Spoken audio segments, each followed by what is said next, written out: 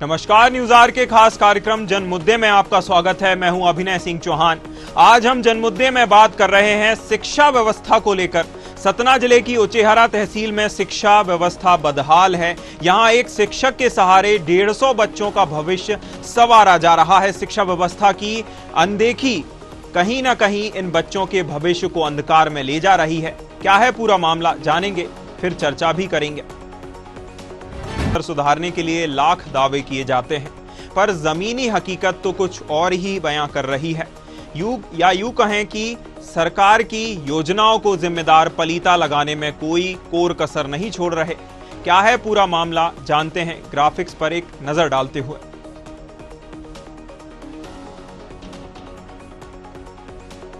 बदहाल शिक्षा व्यवस्था। आलमपुर में शिक्षा का ऐसा आलम, 2 कमरों में पढ़ते हैं 150 छात्र, स्थायी रूप से एक शिक्षक पदस्थ, नौनिहालों के भविष्य के साथ खिलवाड़, जिम्मेदार महज कर रहे खानापूर्ति, पहाड़ी संकुल अंतर्गत स्कूलों में मनमानी, स्कूल भवन भी जर्जर, शिक्षा विभाग की अनदेखी पड़ रही भारी।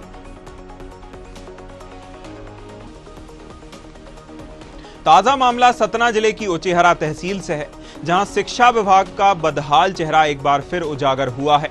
जहां माध्यमिक शाला आलमपुर में एक शिक्षक के भरोसे 150 नौनिहालों का भविष्य है।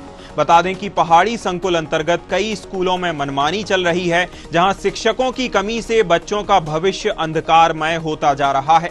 और अगर अतिथि शिक्षकों की भर्ती भी हो जाती है तो स्कूल भवन के अभाव में बच्चे 2 कक्षाओं में पढ़ने के लिए विवश हैं। वहीं शिक्षा विभाग की अनदेखी कहीं ना कहीं अधिकारियों की कार्यशैली को बयां करती है।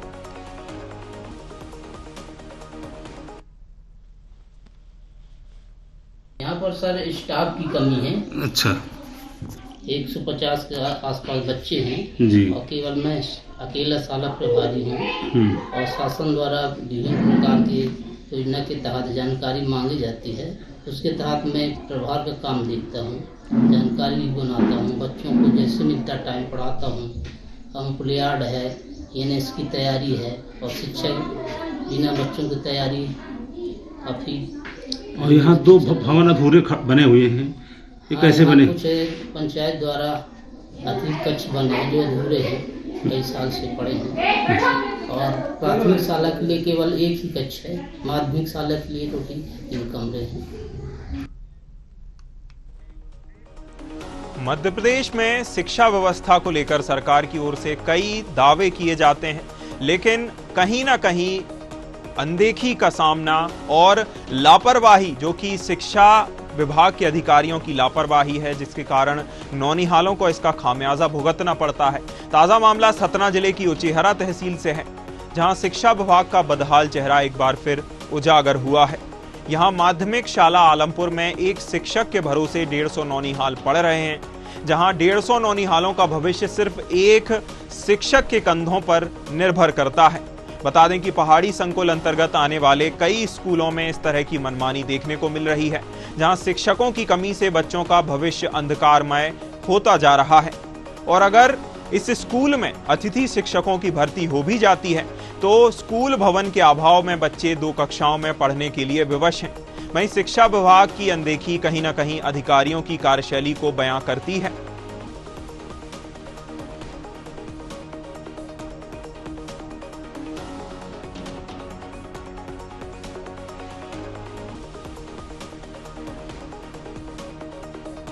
खबर पर ज्यादा जानकारी के साथ ग्राउंड जीरो से हमारे संवाददाता रविशंकर पाठक उचेहरा से लाइव जुड़े हुए हैं।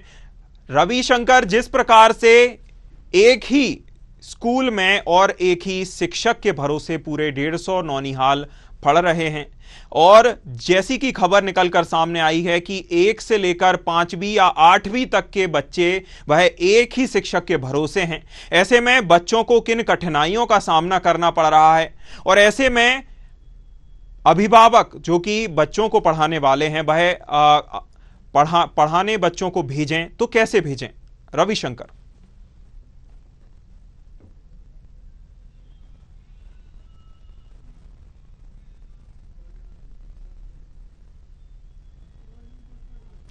रविशंकर, आपकी आवाज हम तक नहीं पहुंच पा रही है। खबर उचेहरा से है, जहां बदहाल शिक्षा व्यवस्था का एक बार फिर चेहरा निकलकर सामने आया है। आपको बता दें कि एक ही शिक्षक के भरोसे पूरा स्कूल चल रहा है, जहां कई कक्षाओं के 150 से ज्यादा बच्चे एक ही शिक्षक के भरोसे पढ़ रहे हैं। नौनिहालों के भविष्य के साथ लगातार खिलवाड़ होता है। पहाड़ी संकुल अंतर्गत स्कूलों में मनमानी देखने को मिल रही है, जहां शिक्षा विभाग की अनदेखी बच्चों को और उनके अभिभावकों को भारी पड़ रही है।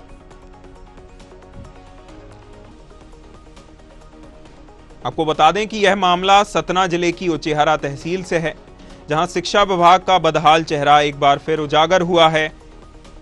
माध्यमिक शाला आलमपुर में एक शिक्षक के भरोसे 150 नौनिहालों का भविष्य है। बता दें कि पहाड़ी संकुल अंतर्गत कई स्कूलों में मनमानी चल रही है, जहां शिक्षकों की कमी से बच्चों का भविष्य अंधकारमय होता जा रहा है। आपको बता दें कि स्कूल में अगर अतिथि शिक्षकों की भर्ती हो भी जाती है तो स्कूल के भवन के अभाव में 2 ही कक्षाओं में बच्चे पढ़ने के लिए विवश हैं। वहीं शिक्षा विभाग की अनदेखी कहीं ना कहीं अधिकारियों की कार्यशैली को बयां कर रही है।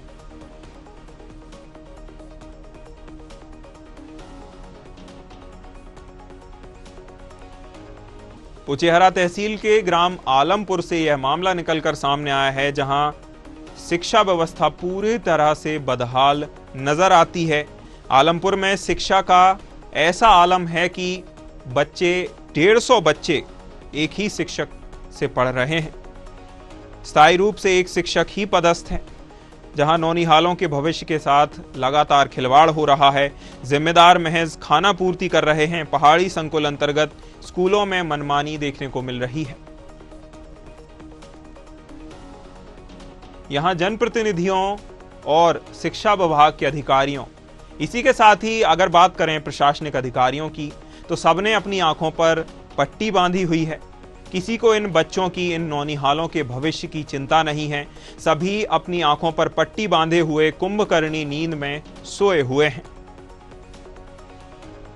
प्रशासन से लेकर प्रशासनिक अधिकारी इस मामले को लगातार अनदेखा कर रहे हैं और इस प्रकार से इन नौनिहालों के साथ अछूता व्यवहार बच्चों के भविष्य को अंधकारमय बनाता जा रहा है।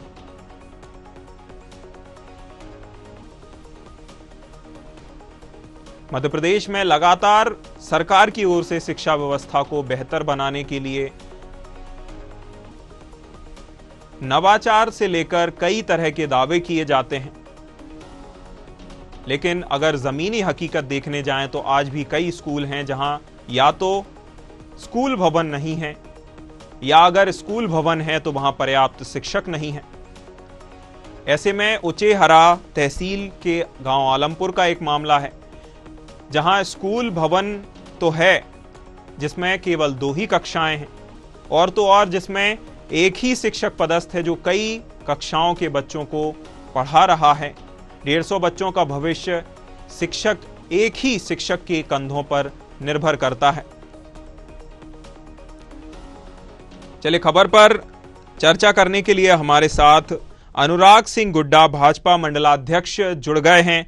अनुराग जी, बहुत स्वागत है आपका हमारे कार्यक्रम जनमुद्दे में।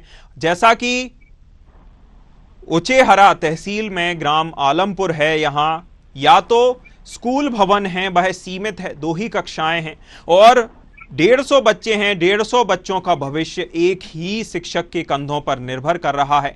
क्या यह मामला आपके संज्ञान में है, और अगर है तो इस मामले पर आपकी ओर से अब तक क्या किया गया है? प्रशासन तक ये जो मामला है क्या आप तक आपके द्वारा पहुंचाया गया है? अनुराग जी। अभी आपके द्वारा जानकारी हुई आलमपुर जी ग्राम पंचायत विद्यालय के संबंध में जी, और इससे पहले मेरा व्यक्तिगत रूप से जी आना जाना रहता है। मेरे मंडल क्षेत्र के बाहर का ग्राम पंचायत है, जी, जनपद क्षेत्र का है, तो उधर तो इससे पहले गया था, तो उधर के माननीय सरपंच साहब हैं सरदार सिंह दुबे जी आलमपुर, उनसे बात हुई थी, उनकी शिकायत में मैंने उससे भी चर्चा हुई थी इस संबंध पे जी एक समानता चर्चा माननीय सरपंच साहब से। जी तो सरपंच साहब उस विषय को लेके मैंने समस्या दी थी, बीआरसी कार्यालय चेहरा को अवगत कराया था। जी निगम जी है बीआरसी। और अनुराग जी, आपने बताया बीआरसी को आपने अवगत कराया था इस मामले को लेकर। बीआरसी और प्रशासनिक अधिकारी जो कि शिक्षा विभाग के हैं, उनकी ओर से आपको क्या कहा गया, अगर आपने अवगत कराया था? अनुराग जी, ये लगातार ये तो बात सत्य है कि पूरे क्षेत्रों में जी कई वर्षों के विद्यालय के निर्माण किए हुए भवन बने, कहीं भवन जर्जर है, बहुत वर्ष हो गए उनको उनके, और कहीं है तो कहीं विद्यार्थी नहीं है, शिक्षक है, और जहाँ विद्यार्थी है तो वहाँ पे शिक्षक नहीं हो पा रहे और ना बिल्डिंग भवन है उधर पे। तो इस प्रकार की विसंगतियां शिक्षा विभाग पे आई है, देखने को मिला है। आपन ने उसकी उचित शिकायत जब जहाँ से आती है जी तो उसको दूर करने का प्रयास जी, उसको समस्या को रखने का प्रयास प्रशासनिक लेवल से लेकर जनप्रतिनिधि लेवल पे किया है जी। अपन संगठन के लोग हैं तो क्षेत्र की समस्या को, बात को अपने ऊपर तक पहुंच जाए और जहाँ से निराकरण करने वाली बॉडियां हैं या वहाँ से चाहे प्रशासनिक स्तर में हो चाहे मंत्रालय स्तर पे हो, वो लोग उधर तक उस बात को पहुंचाए हमारे प्रतिनिधि लोग या विभाग के लोग जी। तो ये अपन ने संगठन के कार्यकर्ता होने के नाते नैतिक दायित्व समझते हुए अपन ये काम करते रहते हैं जी। जरूर है शिक्षा के आपको बड़ी चिंता का विषय है, आप चिंता करें, इसके लिए बहुत बहुत आपका धन्यवाद जी। अनुराग जी, ऐसे हम सिर्फ अगर हमें सारी चीज़ों का पता है, जब हमें पता है कि इस तरह की अनियमितताएं व्याप्त हैं, आप मंडलाध्यक्ष भाजपा से हैं, आपकी पार्टी की केंद्र में भी सरकार है, राज्य में भी सरकार है और राज्य में तो लंबे समय से सरकार है, ऐसे अगर लगातार लंबे समय से इस तरह की अनियमितताएं व्याप्त हैं तो इसको लेकर हम ये कहकर नहीं बच सकते कि जैसा हमने आगे बात को पहुंचाया है लेकिन हमारी सुनवाई नहीं हुई, क्योंकि आपका ही प्रशासन है। अनुराग जी हम लोग सत्ता और संगठन दो विषय है जी। हाँ, सत्ता और संगठन का विषय है जी कि संगठन के विचारात्मक रूप से लोगों के बीच में जाना, संगठन के विषय कार्यों को नीचे तक ले जाना जी। उसी बीच में ये अनुभव हमको आते हैं ग्रामीण क्षेत्र में जाने पे, लोगों के बीच में जाने पे जी कि इस प्रकार की समस्या क्षेत्र में है, तो उसको हम सत्ता तक पहुंचाने का प्रयास करते हैं जी। तक मतलब जो जनप्रतिनिधि है, प्रशासनिक अधिकारी के लोग हैं जी, जो आए दिन मीटिंगों में बैठते रहते हैं, उनके लगातार उनके कर्मचारी और सब संपर्क में रहते हैं जी। और मानवीय दृष्टिकोण से क्षेत्र अपना भी है जी, तो पीड़ा होते हुए अपन भी उस विषय को अनुराग जी, आपने प्रशासनिक अधिकारियों और प्रशासन के जो प्राचार्य हैं उनकी बात करी, चलिए उन्हीं से सीधा पूछ लेते हैं। हमारे साथ विनोद सेन प्राचार्य संकुल केंद्र पहाड़ी जुड़े हुए हैं। विनोद जी, बहुत स्वागत है आपका हमारे कार्यक्रम जनमुद्दे में। सीधा सवाल करते हैं, आलमपुर में 2 ही कक्षाएं हैं स्कूल में जो कि जर्जर भवन में संचालित हो रही हैं, इसके बाद एक ही शिक्षक के भरोसे इतनी सारी कक्षाएं जो कि लगभग 1 से लेकर 5 या 8 तक के बच्चे एक ही शिक्षक से पढ़ रहे हैं, 150 बच्चे हैं, एक शिक्षक अपने कंधों पर इतने बच्चों के भविष्य का भार ढो रहा है, कैसे चलेगा? विनोद जी वहाँ एक रेगुलर टीचर है और 4 अतिथि शिक्षकों की ज्वाइनिंग वहाँ हो चुकी है जी जी, तो 4 और 1 5 टीचर हो गए सर जी जी सर। विनोद जी, आपने अभी बताया कि 4 और शिक्षक अतिथि के रूप में एडॉक पे रख लिए गए हैं, लेकिन आप ये बताइए 2 कक्षाओं में 150 बच्चे कैसे बैठेंगे। इसी के साथ ही जो 150 बच्चे हैं उनमें अलग अलग कक्षाओं के आप उन्हें वर्गीकृत किस प्रकार करेंगे, उनके वर्गीकरण किस प्रकार होगा, उन्हें किस तरह से सही से शिक्षा दी जा पाएगी। या तो आपको हर के कक्षा के हिसाब से शिक्षक को बांटना होगा, क्या व्यवस्था है, शिक्षक किस तरह पढ़ा पा रहे हैं। विनोद जी, कक्षाओं के संबंध में विभाग को जानकारी दे दी गई है डाइस प्रपत्र के माध्यम से जी कि कितने टीचर हैं रेगुलर, कितने कक्षा हैं, कितने बच्चे हैं जी। उसकी व्यवस्था जो शासन द्वारा मार्गदर्शन दिया जाता है, मीटिंग होती है वो तो उसके हिसाब से सर चलता है। जी जी जी, विभाग को जानकारी है सर इसकी। विनोद जी, यह समस्या जो जर्जर भवन की है या जो कक्षाएं कम हैं, इसकी समस्या कितने समय से देखी जा रही है विनोद जी। ये लगभग 2 साल से है सर जी। और हर मतलब डाइस प्रपत्र होता है उसमें हर साल जानकारी दी जाती, कितने कक्षों की आवश्यकता है, कितने जर्जर हैं, कितने मरम्मत योग्य हैं, ये पूरी जानकारी विभाग को हर इस जुलाई में अगस्त में सर दी जाती है। तो जो भी वहाँ से व्यवस्था होती है तो उसके अनुसार अपन जी कार्य पूर्ण करते हैं। अनुराग जी हमारे साथ जुड़े हुए हैं, भाजपा मंडल अध्यक्ष हैं। अनुराग जी, 2 साल से इस तरह की समस्या देखी जा रही है, हम देख भी रहे हैं ये जो स्कूल की समस्या है ये, और अपने दर्शकों को दिखा भी रहे हैं। आपने संगठन और सत्ता की बात करी थी अभी। चलिए, संगठन अपनी जगह ठीक है, आप लोगों की समस्याओं को उठाने के लिए ही जनप्रतिनिधि हैं। जो समस्या 2 साल से व्याप्त है, ये आपको क्या आपके संज्ञान में अब तक थी, और अगर थी तो इसको लेकर आपने सत्ता स्तर पर किस तरह की मांग को उठाया, या किस अधिकारी या किस स्तर पर आपने इस मांग को उठाया, पहुंचाया। अनुराग जी, जैसा कि मैंने आपको बताया, सत्ता संगठन 2 चीजें हैं जी। संगठन के कार्यकर्ता के नाते में कोई जनप्रतिनिधि नहीं हूँ जी, मैं कार्यकर्ता हूँ, और उस विषय को मैंने बीआरसी चेहरा को जी अवगत कराते। एक सामान्य सी चर्चा में मुझे ये विषय की जानकारी हुई थी जी, एक ऐसे ही घूमने फिरने के संपर्क के दौरान जी, तो उस विषय को लेकर मैंने बीआरसी चेहरा को अवगत कराया था जी। ये आदिवासी क्षेत्र अंचल का आलमपुर का पहाड़ी क्षेत्र का विद्यालय है जी, प्राथमिक विद्यालय, जहाँ पे 5वीं तक है, जहाँ पे किसी कक्षाओं में क्लास में 2 कमरे में जी इतने विद्यार्थी करते हैं। तो आप बीआरसी साहब उस घर पे चाहे किराए के कमरे की व्यवस्था करा के और चाहे सक्षम अधिकारी से मार्गदर्शन लेके उधर पे नए कमरों की व्यवस्था कराएं।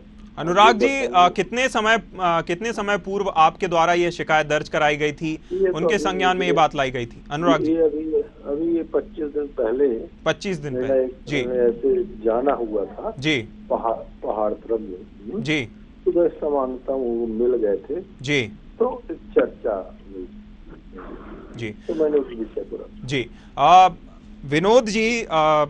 विनोद जी, जिस प्रकार से अनुराग जी ने बताया कि 25 दिन पहले लगभग इनके द्वारा संकुल में जो बीआरसी को अवगत कराया गया था, क्या तब से बीआरसी ने इस मामले को लेकर आपसे कोई फीडबैक लिया? फीडबैक छोड़िए, बीआरसी की ओर से क्या आपके जो स्कूल है उसका दौरा किया गया, क्या समस्याओं को देखा गया, जमीनी अवलोकन किया गया विनोद जी बीआरसी की ओर से?